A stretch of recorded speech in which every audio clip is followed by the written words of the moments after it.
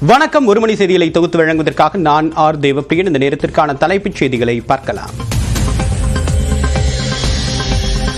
தேசிய கல்விக் கொள்கை மூலமாக எந்த மொழியையும் திணிக்கவில்லை என்று மத்திய அமைச்சர் தர்மேந்திர பிரதான் விளக்கம். தமிழ்நாட்டில் கல்வியை அரசியலாக்க வேண்டாம் என்றும் வலியுறுத்தல். NEP is not recommending imposition of any language on the respective students of the state. That means in no way NEP is recommending imposition of Hindi in Tamil Nadu. This misinformation, this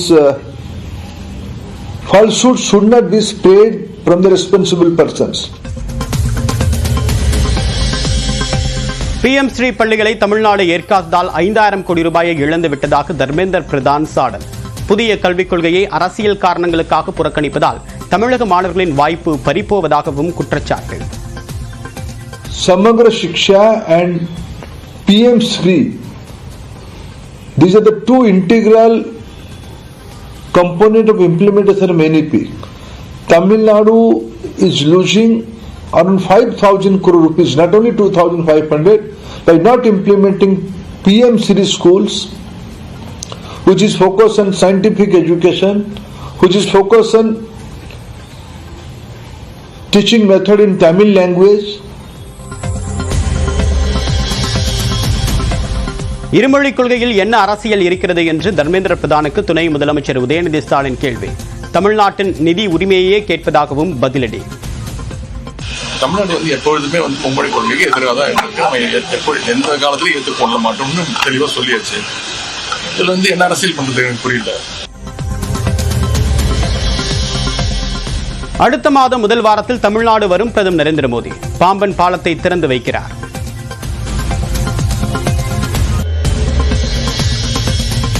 தமிழ்நாட்டில் வரக்கூடிய 27ஆம் தேதி மிதமான மழைக்கு வாய்ப்பு. வானிலை ஆய்வு மையம் கணிப்பு.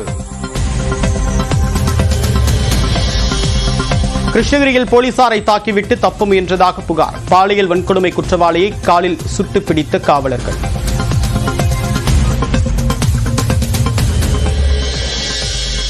கோவையில் ஈஷா யோகா மைய சிவராத்திரி விழாவில் அத்துமீறலாம். ஆய்வு செய்து அறிக்கை அளிக்க சென்னை உயர்நீதிமன்றம் ஆணை.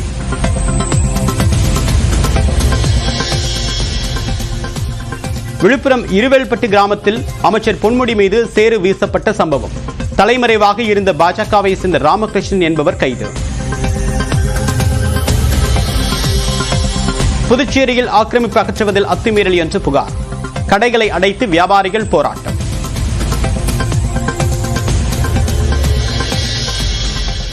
மதுரை ஜெயஹிந்தபுரத்தில் மூடப்படாத பாதாள சாக்கடை குழியில் சிக்கிய சிறுமியின் கால். பதறிச் சென்று தூக்கிய தாய்.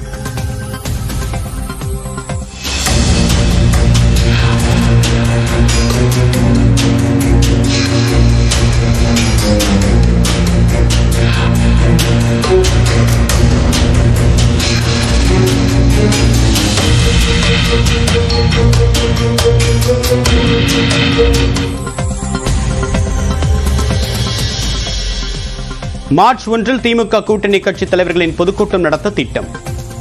கூட்டணி பலத்தை காட்டக்கூடிய வகையில் கூட்டத்தை நடத்த ஏற்பாடு.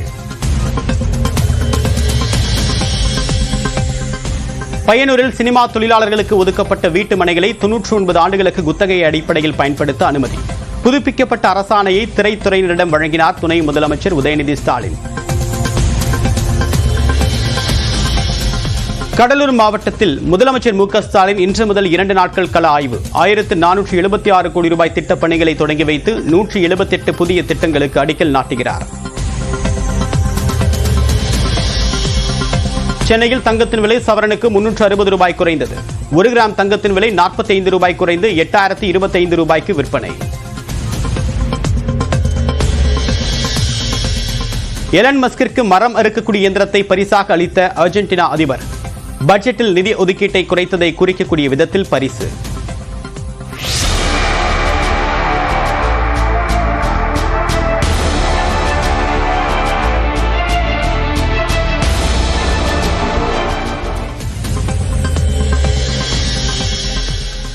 அமெரிக்க மத்திய புலனாய்வு அமைப்பின் தலைவராக இந்திய வம்சாவளியை சேர்ந்தவர் தேர்வு. காஷ் பட்டேலை தலைவராக தேர்வு செய்ய ஒப்புதல் அளித்தது செனட் சபை. எந்த மொழியையும் யார் மீதும் திணிப்பது தேசிய கல்விக் கொள்கையின் நோக்கம் அல்ல என்று தெரிவித்திருக்கூடிய மத்திய அமைச்சர் தர்மேந்திர பிரதான் இதனை தமிழ்நாடு அரசு குறுகிய பார்வையோடு அணுகக்கூடாது என்றும் அறிவுறுத்தியுள்ளார். தமிழ்நாட்டிற்கு தேசிய கல்விக்கான நிதியை விடுவிக்க செய்ய தனிப்பட்ட முறையில் தலையிட வேண்டும் என்று பிரதமர் நரேந்திர மோடிக்கு முதலமைச்சர் மு க ஸ்டாலின் கடிதம் எழுதியிருந்தார். இதற்கு பதிலளித்து மு க ஸ்டாலினுக்கு மத்திய கல்வித்துறை அமைச்சர் தர்மேந்திர பிரதான் கடிதம் அனுப்பியுள்ளார். அதில் மாநில அரசுகள் அரசியலை கடந்து மாணவர்களின் நலனை கருத்தில் கொண்டு செயல்பட வேண்டும் என்றும் வலியுறுத்தியுள்ளார். பழமையான தமிழ் மொழியை மத்திய அரசு நாட்டின் பொக்கிஷமாகவே கருதுவதாக தெரிவித்திருக்கூடிய தர்மேந்திர பிரதான் தமிழ்நாட்டின் பன்மொழி பாரம்பரியத்தை மதிப்பதுதான் தேசிய கல்விக் கொள்கையின் பிரதான எண்ணம் என்றும் தெரிவித்துள்ளார். மாணவர்கள் அனைவரும் தங்களின் தாய்மொழியிலேயே தரமான கல்வியை பெற இந்த கொள்கை வழிவகுப்பதாகவும் அவர் குறிப்பிட்டுள்ளார்.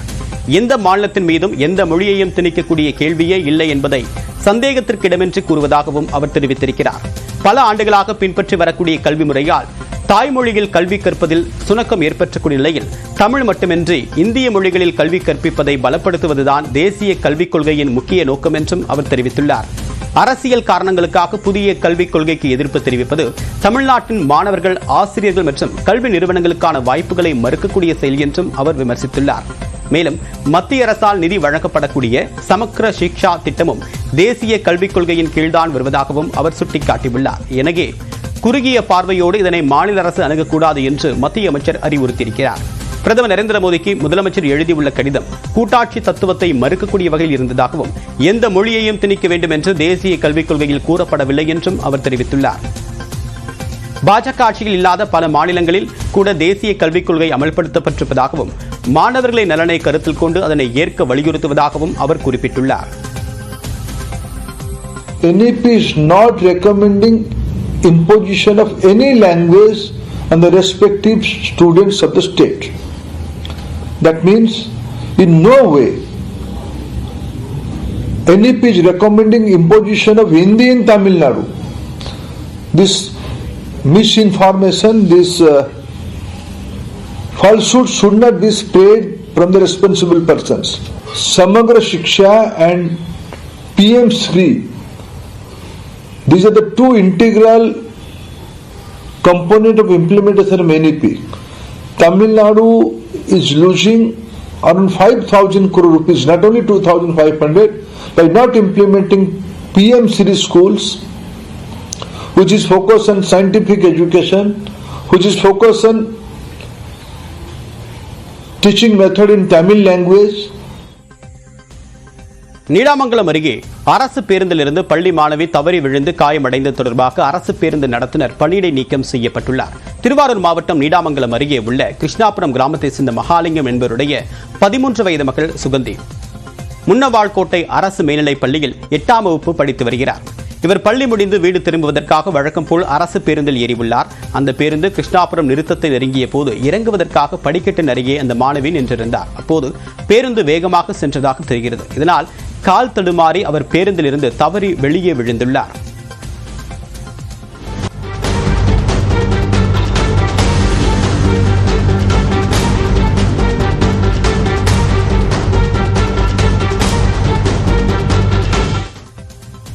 இந்த விபத்தில் மாணவியின் தலை மற்றும் வலது கையில் பலத்த காயம் ஏற்பட்டது. உடனடியாக அவர் சிகிச்சைக்காக அழைத்து செல்லப்பட்டார். விபத்து குறித்து நீடாமங்கலம் போலீசார் வழக்கு பதிவு செய்து விசாரணை மேற்கொண்டு வருகின்றனர். இந்நிலையில் மாணவி தவறி விழுந்த பேருந்து நடத்துனர் சுரேஷ்குமார் பணியிடை நீக்கம் செய்யப்பட்டுள்ளார். அலட்சியமாக செயல்பட்டதாக கூறி அரசு போக்குவரத்து கழக பொது மேலாளர் இந்த நடவடிக்கையை எடுத்துள்ளார்.